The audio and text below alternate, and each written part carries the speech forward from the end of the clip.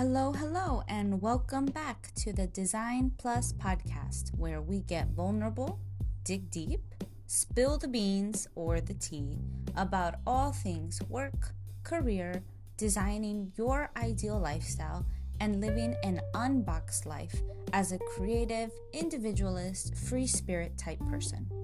I'm your host, career guide, and fellow rebel, Miriam Raquel Sands, Raquel for short.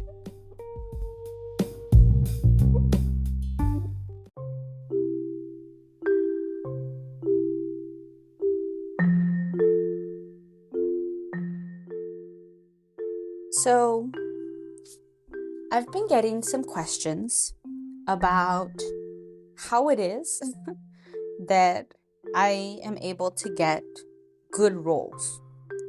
So, in my past experience, I've worked for Freddie Mac, I've worked for Deloitte, I work currently for Uber, I freelanced throughout my career for small local health and hospitality companies. And so they ask me, friends, colleagues, family members, how do I even get jobs? Because we know that there is a process of editing resumes and preparing cover letters, going through a job search process, submitting. There is a process of updating the LinkedIn profile and prepping for the interviews, but none of that guarantees a job. None of that guarantees a job where maybe we want that prestige, we want that brand, big company sort of recognition. None of that guarantees the salary that we'll be making or the benefits. It's all gamble. It's all kind of seeing what works, what fits in. But there are some, what they call, for me, tried and true, my go-to practices for these, I would say, big steps before starting job search and then during. So let's back up and let me start with the before. So before even job searching, I already know that I want a certain job to meet certain criteria. So that could be, I want a more remote role. I want to learn certain skill sets that maybe I don't have, but I know that in that role, I'm going to have to learn and really train on extensively. Maybe I am looking to travel or make a certain amount of income. So I already have my criteria because, as I always say, you need to start with you. You need to start with what lifestyle you're looking for, what lifestyle you're looking to have and build from. And this is a lot of self-knowledge. So if you know that you're introverted, if you know you're more extroverted, if you know that you enjoy working in an office or you don't, like, all of these factors come into play, because before we start job searching, everything is mental, everything is energetic, spiritual, everything is first invisible first, before we even start to make things into reality. So you have to start to really think about what it is you're going for, what are the opportunities, and what is the lifestyle, again, that you're looking for. Because without that, if you just start applying to things that are within maybe your expertise, maybe you already have done something similar, but your mindset, your energy work isn't there yet, is not connected, then at least for me, from experience, I would say you would get maybe 50-50 results, maybe 70-30. The chances are less when we're not connected. So, step one is the mental, energetic, spiritual work.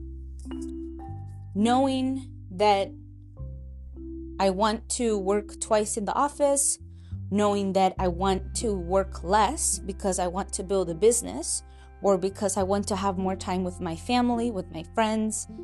Like whatever it is that you're looking to do in your life, making sure that your job supports that. So that's step number 1. If you start to see gaps, like, okay, I know that I want to make this money, but I don't really have that degree or that many years of experience. Okay, you start making notes. How can I leverage? How can I start to change the way that this is setting up so that I can still be in a position that I want and set myself up for success? So for example, if a job you're applying for is graphic design, but you don't have a degree in graphic design, but maybe you freelance, maybe you've done things for people that had to do with graphic design. And so you start to accumulate your experience in your notes, and you start to build it, right? So you put that on your LinkedIn profile, you put that on your resume, and you name it. You say, oh yeah, I freelanced. Now, people don't have to know whether you got paid for it or not.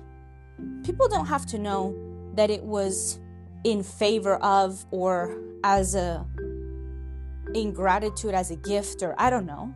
But the fact that you have experience in that is enough. Because what people want, what you're getting hired to do, is the experience, is the knowledge. So once you start to see, okay, I really like this job, but I don't have that degree. Now, it depends on the role in the industry, of course, because if you want to be a nurse or whatever, very particular job that does in fact require that degree, then that's my one counterpoint. Then there's no way that you can outmaneuver that, I would say.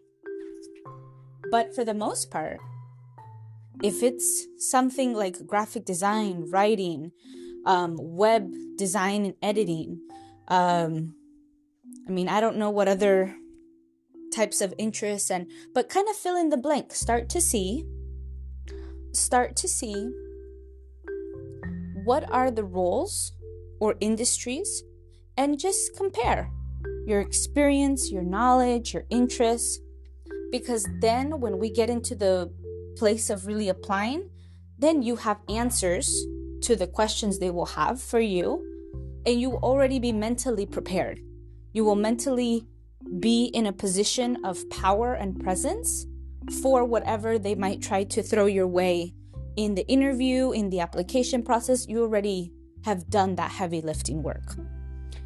Okay, so kind of, sort of, what you're aiming for, because that, fits your lifestyle. And you're already, step 2, looking at filling in the gaps, whether those are degrees, experiences, knowledge, whatever it is. You're starting to see what gaps there might be in your current resume, in your current life experience, career experience. So step 3 is literally filling that in. Now, this might be a kind of stopping point if the aim is to be a nurse or to go back to school for something, and that's not an immediate. It's not from one day to the next. It's not maybe in a month that you can go and get your nursing degree or become a lawyer, get your CPA for an accounting. Like, some things will take time, but that's life. That's lifestyle building. Knowing that you are on the path, that maybe this is not the ideal role that you're looking for, the ideal salary, but knowing that it's getting you one step closer. The fact that you take on a role that maybe is in that industry that will eventually get you to that, let's say it is nurse, to keep with that example. Let's say you do want to be a nurse, but right now you don't have that degree or that experience. So you do nursing assisting or health aid or health administration, or something that gets you in the door, that helps you build that experience and skill set, so that once you do have that degree, it's seamless. So that would be my only caveat there, is that not everything, well, most things in life are not immediate.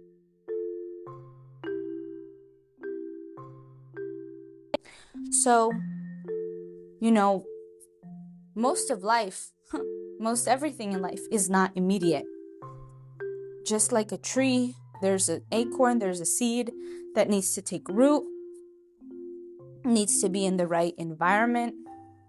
That takes time to then sprout and grow, and then eventually, with time, have a trunk and become a tree, and with branches and leaves, and then eventually again the process continues. It drops its acorns, drops its leaves.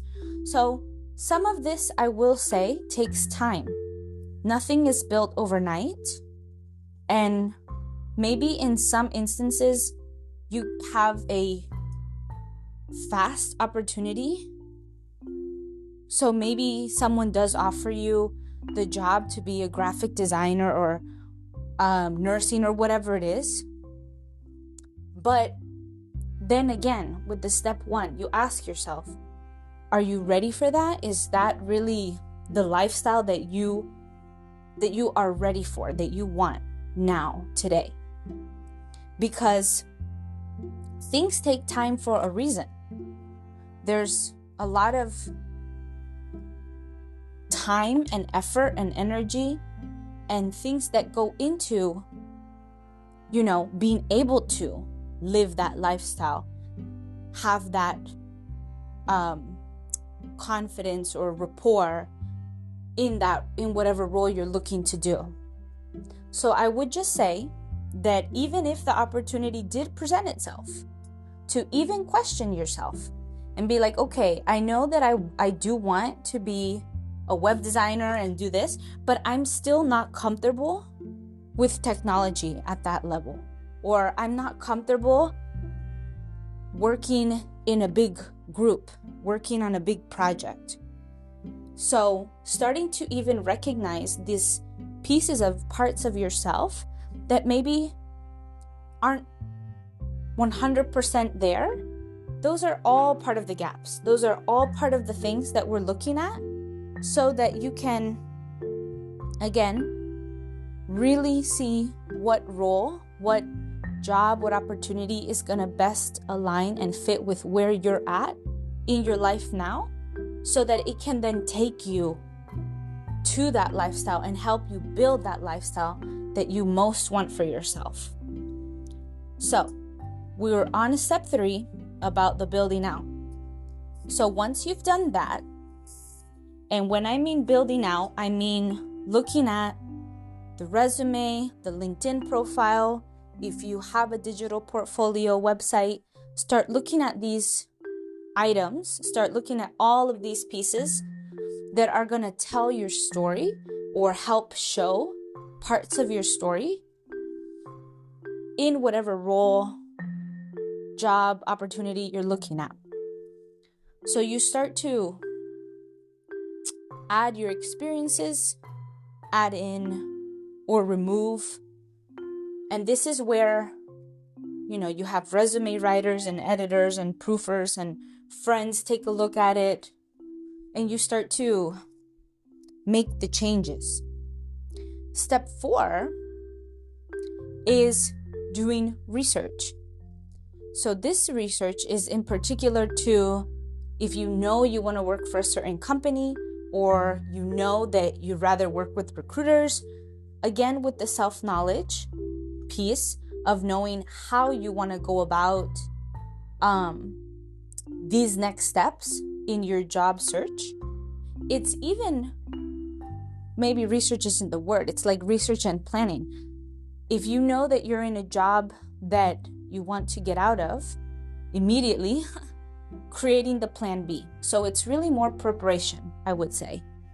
Starting to prep your resignation letter, starting to prep your creating a vision board, mantra affirmations, starting to elevate again the mind, the spirit, the soul, so that all of these bricks that we're putting on, all of these pieces are fitting together so that you're already setting yourself up for success even before you apply to jobs, because everything is energy, everything is vibration.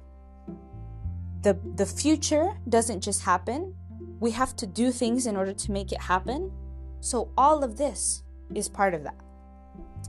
So maybe this isn't research, but it's kind of going deeper is another way of thinking about it.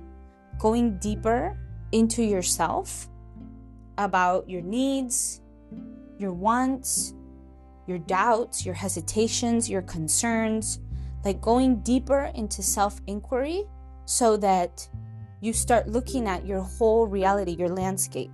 Okay, I have this much in savings.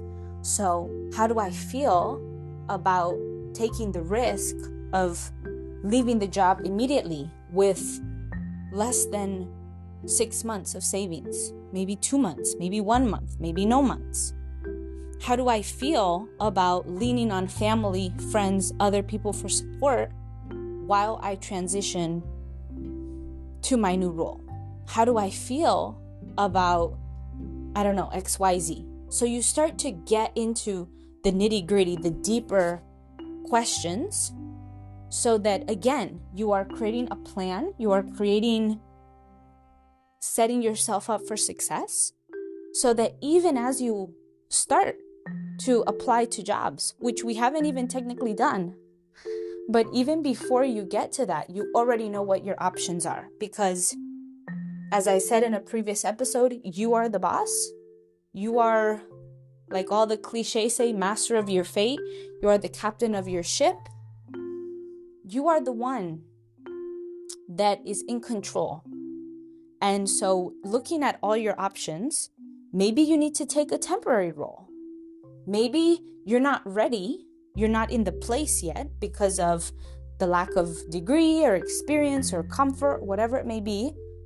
You're not in that place for the ideal role that you want, but you can get to this smaller branch. You can take this smaller step, which will help you get there, and it will support you financially, mentally, etc.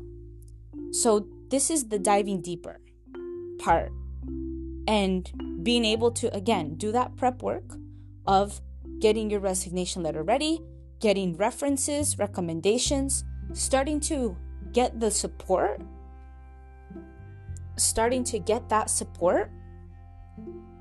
that you will need, whether it is financial, emotional, physical, mental, all of these things, because they will ask you for references and recommendations, and they will ask you for, depending on what your role is, previous examples. So starting to get things from your work, saving templates, saving work samples. Of course, not revealing confidential information or, being mindful of those things. But this is the digging deep part. So that next step 4, is the job search part. So now we go to LinkedIn and you turn on your profile. There's a setting where you only allow recruiters to see, so that you don't have to show that to everyone in the world that you're looking for work, because I do not recommend that. You, depending on how you feel, if you're comfortable with burning bridges, if you don't care, if whatever the case may be, you do what feels right to you.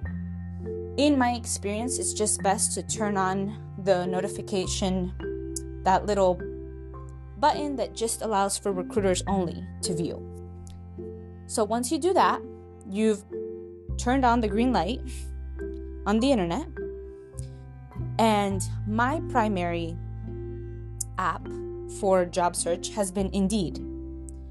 For me, it's more legit. They put more information for reviews and besides LinkedIn, but LinkedIn gets very overwhelmed. And I feel that they do not build out as much the job description sometimes, depending on the company and the HR person or the recruiter. Indeed is the number one for me. I've been able to just update that profile seamlessly with the resume. You can have it as an app now. You can continue to access it on your desktop via web. And Indeed is just the go-to place, I would say, for, like I said, the real ones. Because if you go on some of these other platforms, I think there's like Monster, Glassdoor, I don't know, there's a few other ones. But I personally haven't found luck with those. Sometimes some of those job postings can be pretty fake or outdated. And so once they're posted there, they might be new to you because you're just now on the job market. But because whoever has not taken them down, they just sit there. So that's one thing I would say to keep in mind. Stick to LinkedIn and Indeed. I would not start to go all over the place on Monster and Glassdoor, and I think there's another Hire or something. And also depending on the industry, be cautious of some of those freelancing, remote job only websites, because maybe some of those positions are real, maybe not, but it's more risky is all I'll say. It's more risky. And you start applying. So making sure that the resume, you have different copies, I should say. You have different copies of your resume. Because depending if you are changing into industries, or maybe there's different roles that just tweak just a little bit of difference, having different resumes so that you feel that if one is kind of maybe an entry-level job or more of a freelancing job, or one is more of a managerial role, whatever the case may be, you have your ducks in a row, you've got yourself sorted. I would say the same with the cover letter. Always make sure to add in the company and the position, so you're always going to be editing that, whether it is just one or a few different copies of your cover letter. And then if you have a digital portfolio or something like that where you need to show previous work samples, make sure that is up to date and it looks good, and you have somebody go through it for the user experience so that it's pretty seamless. And then you start.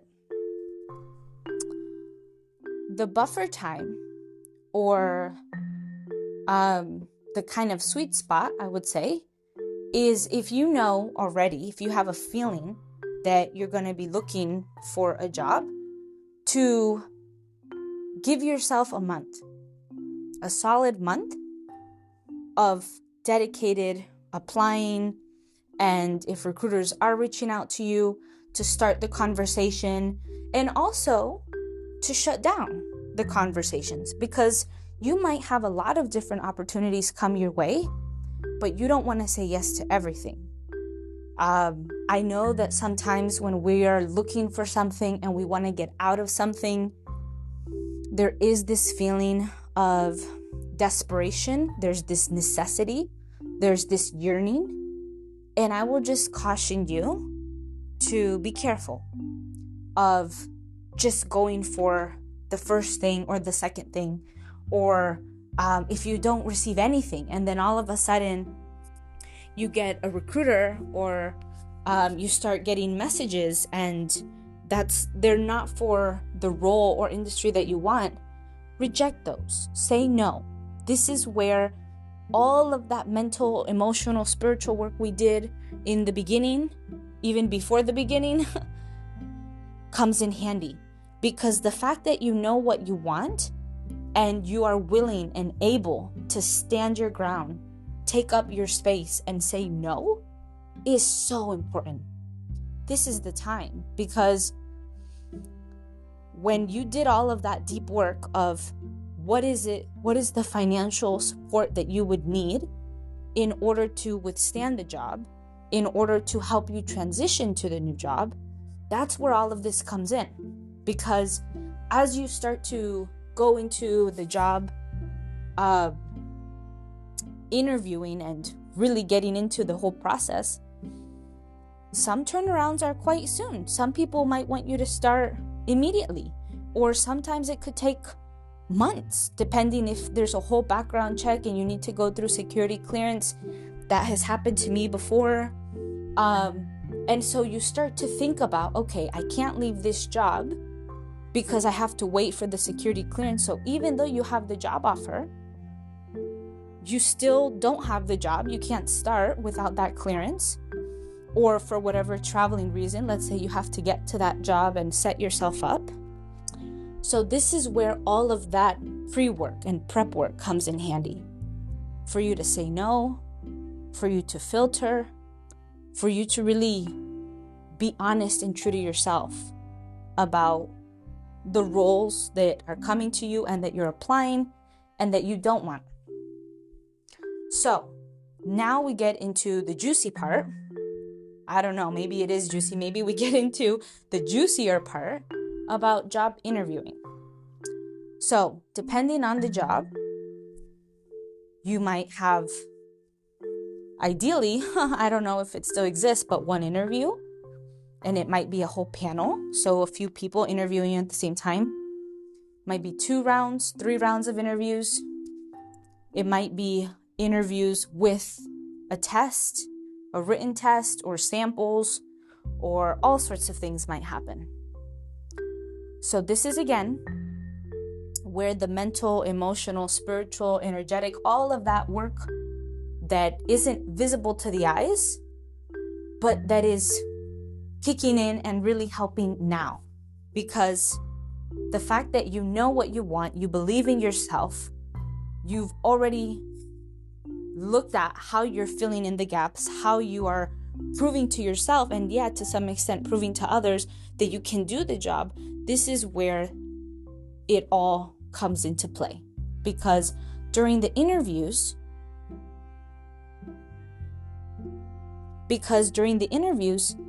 to one extent, it is about proving your ability, proving how you have rapport and a good synergy with whoever would be your manager or colleagues, the people interviewing you.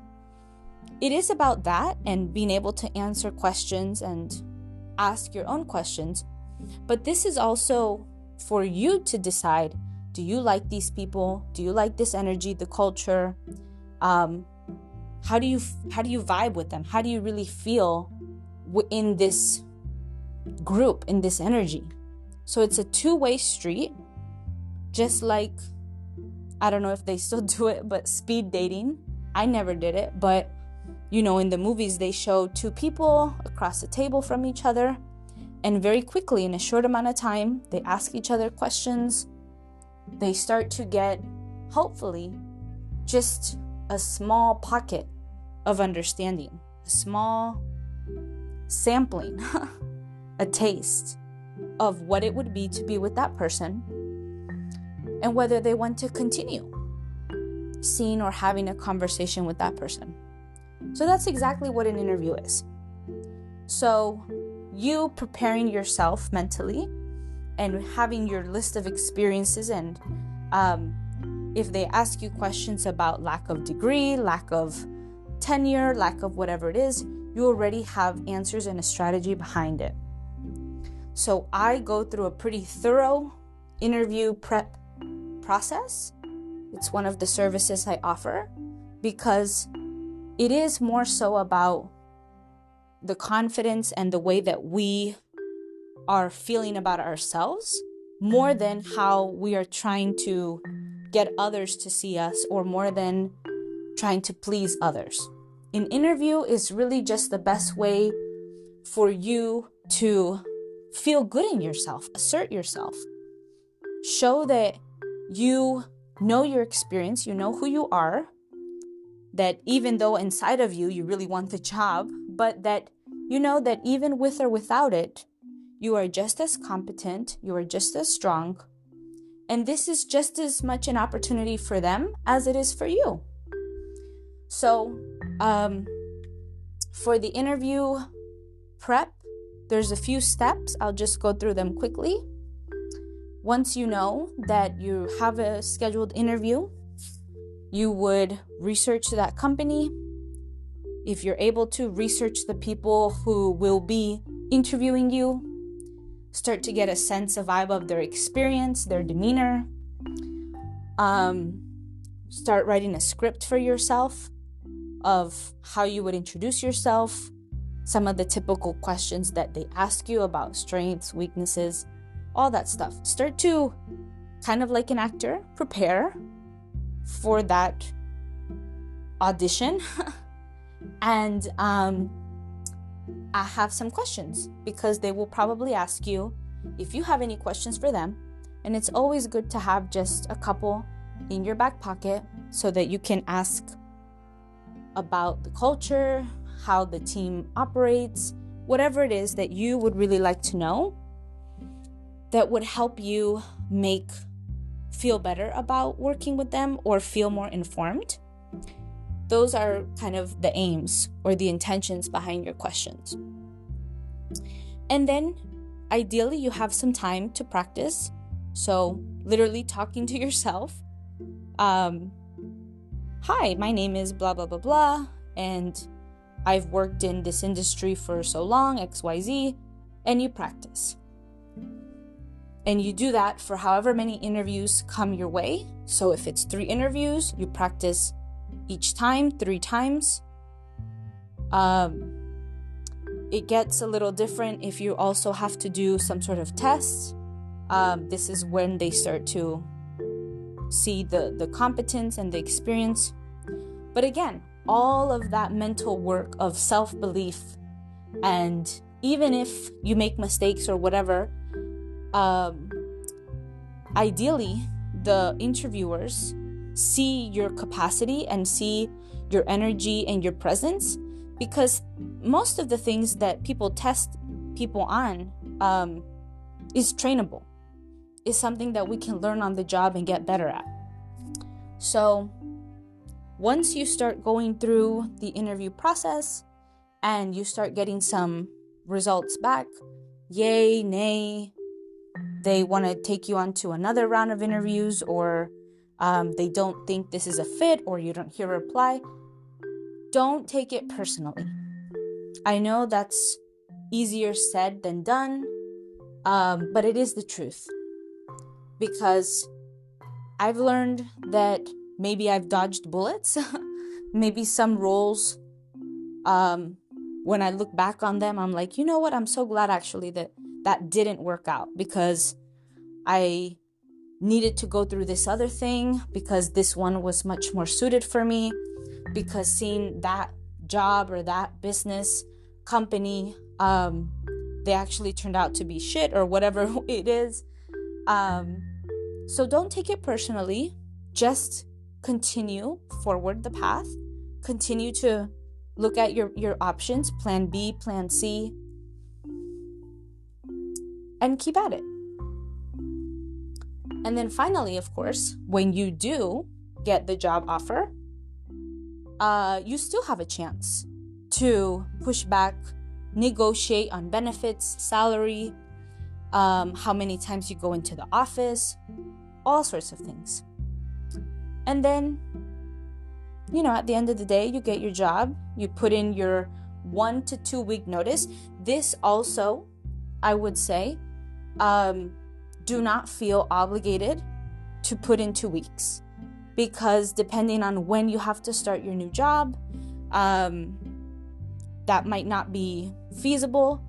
But also keep in mind, as always, that you don't owe that company anything. The place you're leaving is the place you're leaving. You've learned, you've grown, you've taken something from it. But at the end of the day, just as much as they are at will and they can let you go at the drop of a hat whenever they want to, you are also not obligated. You are also at will to them. You don't have to give them. Now, I know that there is a courtesy, a grace period. It looks good. It's professional to give 2 weeks. But sometimes that's just not possible. And sometimes you don't have to. You can't. You can't give more of yourself. You've already done it. And also, I would say that depending on the job and when your benefits, your paid time off, PTO kicks in, you might need to give yourself one of those weeks back and not give 2 weeks to that company. Just give them 1 week. So all of this is part of the mental, emotional, all of these things that come into play when before, during, and after the job search process.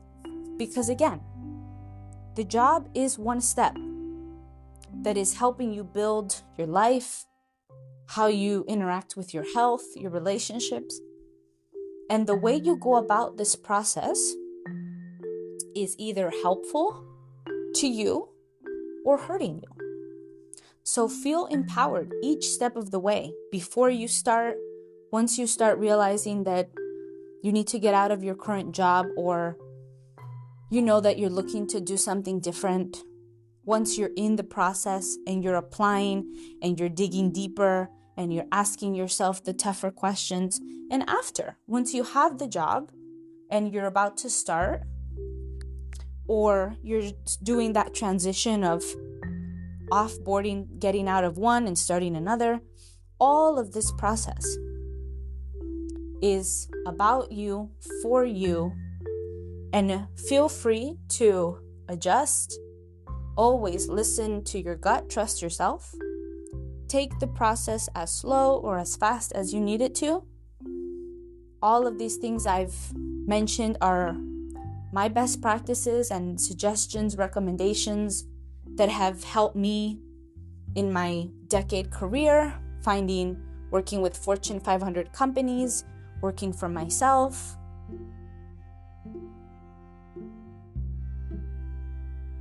So if you need any support with any of this, please feel free to go to my website at miriamraquelsands.com. And if you don't see a service that you need or that fits your needs, please let me know and send me an email or leave a comment, and please share. Because although we know to a certain extent what the process is for job search, but there's so much more nuance, and there's so much more mental, emotional, spiritual aspects that go into it than people realize or want to realize. And I'm here to help.